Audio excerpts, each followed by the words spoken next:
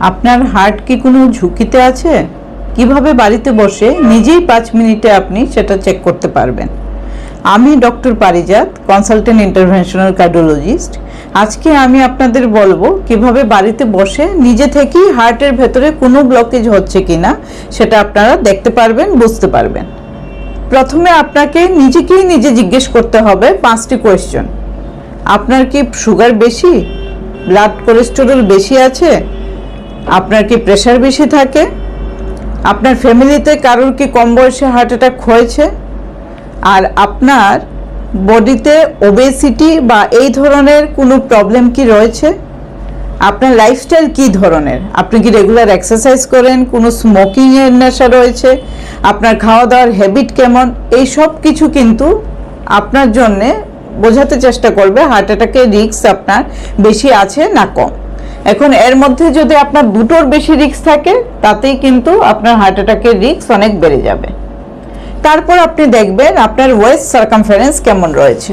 West circumference যদি মহিলাদের ক্ষেত্রে 80-র উপরে থাকে, পুরুষদের ক্ষেত্রে 90 সেন্টিমিটারের উপরে থাকে, তবে কিন্তু হার্ট অ্যাটাকের ঝুঁকি অনেকটাই বেড়ে যায়।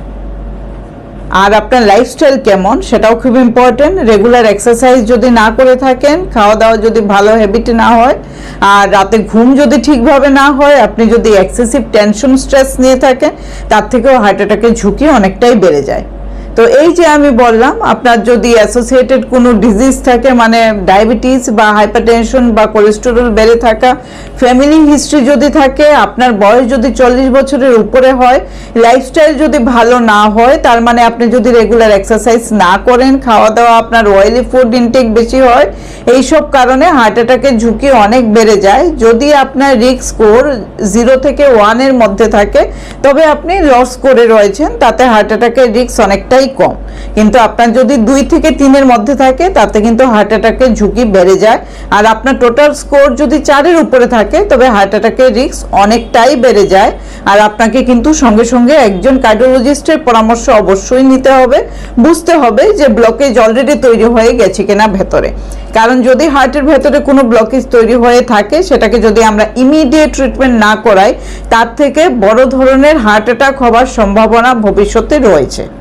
তাই আপনারা বাড়িতেই নিজেরাই নিজেদের চিন্তা ভাবনা করে বের করুন হার্ট অ্যাটাকের ঝুঁকি রয়েছে কিনা।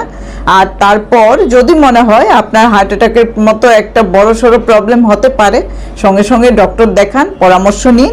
কারণ আমি চাই আপনারা সবাই ভালো থাকুন, সুস্থ থাকুন, আর সব সময় আগে থেকেই ট্রিটমেন্ট করাবার চেষ্টা করবেন, যাতে সেটা খুব বড় আকারের হার্ট অ্যাটাক না হয়।